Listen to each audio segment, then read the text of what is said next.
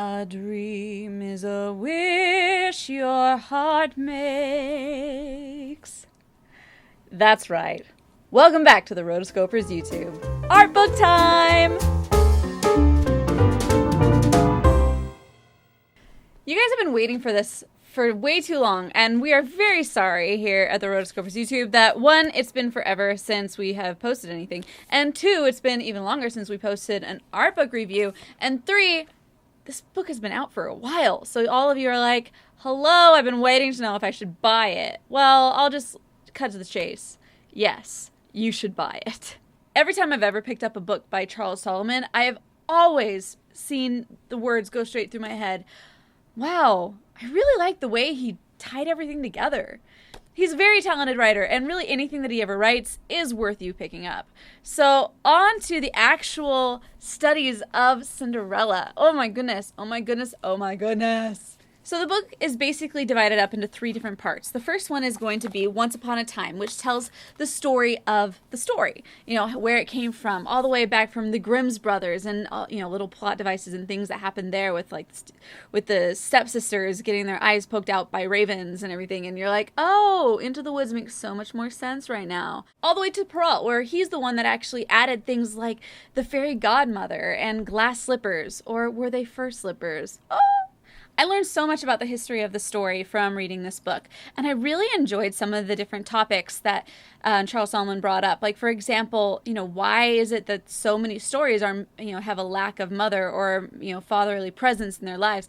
And I loved and I really appreciated what he brought to that discussion, and it really made me feel like, huh, I'm glad I read this. Thanks, Charlie. And then the next part is going to be with Walt Disney's Cinderella, which is the animated version that we all love and adore. I mean, come on, it's Disney. Charles Soloman gives a really good background, you know, basically setting the stage and letting you know what was going on in the Disney company when Walt was first coming around. Like, he really needed, it was just coming out of the war and he really needed a hit. He was basically on his last, you know, leg, and he was just like, okay, I'm going to put all of my eggs in one basket. So what movie do I pick? And he had several on his plate that he could have picked from, but he decided, you know, I need something that kind of went back to Snow White, which was his biggest and his best hit of the time. And he said, I need to go back to something like that, something with a heroine that that girls can relate to, and also that, you know, is something more vulnerable that things want to cheer for. And so that's when he decided, you know what, okay, we're going to go with Cinderella.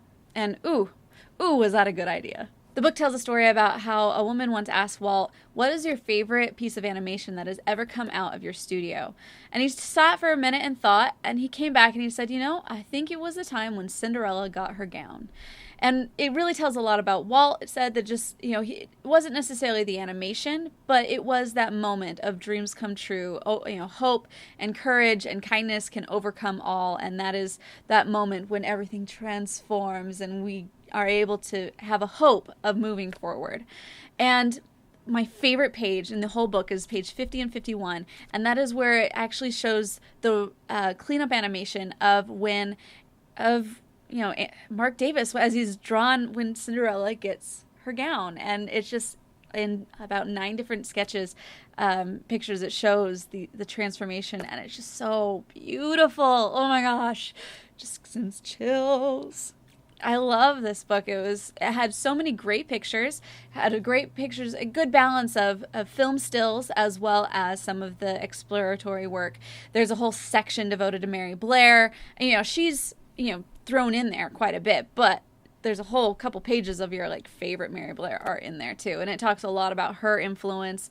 One of the things that I love about Charles Soloman, basically all of his books that he ever brings up, is he's so great at bringing in different interviews, not just with the people that were like the original and in, you know, the making of the film itself, but, you know, contemporary filmmakers. These films were in the 40s, and so not everybody's around. So one great thing that he does is he brings in those contemporaries, you know, people like Brad Bird, John Lasseter, you've got Michael Giaimo, and just so many, Pete Docter, all these different, you know, very big in the industry, you know, of today, you know, talking about them and how they got started with, the first time they ever saw Cinderella and the first thing that they ever liked about Lucifer and things that they really liked.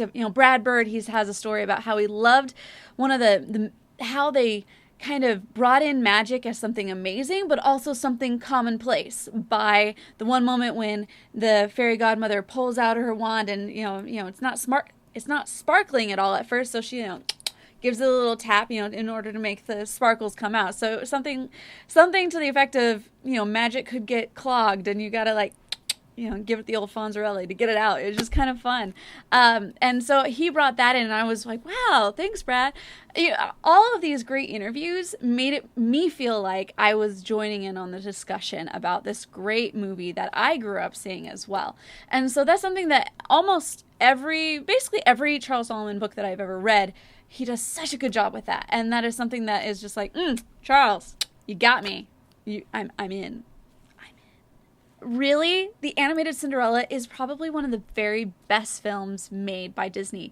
There are so many little things, and especially reading through this helped me appreciate all of those little nuances and filmmaking choices that they made that really brought you in and really made this movie special. When the Blu-ray first came out, I remember going to a special press screening. It was at a major theater, and the whole thing was filled. The whole auditorium was filled.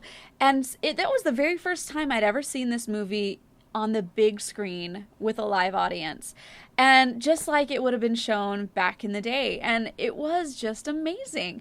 I got so enthralled. Just the lines, the sketchiness, the overall look and beauty of this film was amazing. And that is one reason why this book, even just for that section right there in the middle, is totally worth your buying.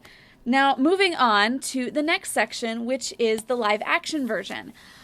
Holy Hannah, I love this version too. This movie was really made on its own, and they did a really great job of bringing in a lot of different people, from the background to layout to all of these, to costumes. Oh my goodness. The acting, also superb. Cate Blanchett, she's really bitter in this, but man, does she wear it good. One thing that I really liked about this that you're not going to get from just watching the movie is, getting to know a little bit more about the prince. You see, they went to a lot of trouble of giving this guy a backstory. I mean, you had a little bit of a backstory in the original, but not really. I mean, the only real part of his personality that you get to see is just when he's like accepting and, everybody's coming up and he's like, yeah, this is great. But they really wanted to create a real relationship between Cinderella and the prince. Otherwise, you'd be just like, dude, what's he got that any other guy ain't got? Come on now. So part of the story is that he's been at war for the last 5 years, and he knows what war can do to people. He knows what hate does to people, and he doesn't want that. He wants something that's a lot more, wants love, and he wants to see the good in people. And so that's one of the things that he really likes about Cinderella when they first meet. And so little meet cute things like that. It's just like, oh, that's so cute. I really enjoyed that whole section, and yeah. The whole book is just good. All right, that's all I can say. So you should definitely check this out. I don't want to go on too much just to kind of talk your ear off, but you should definitely check it out. Cinderella, Cinderella, a wish your heart makes. Check it out. Definitely read it. It's good. All right, guys, until next time, my name is Chelsea, and you are watching the Rotoscopers YouTube. Hi! So I really hope that you liked this review. If you did, make sure to subscribe. You can click right below me for that. And also, if you want to check out more of these fabulous reviews of more art books, check on this box right here, and that'll take you to all of the classic Disney art books. We also have this button right here that'll take you to all of every art book that we've ever reviewed. If you're an art book fan, that's a cool thing.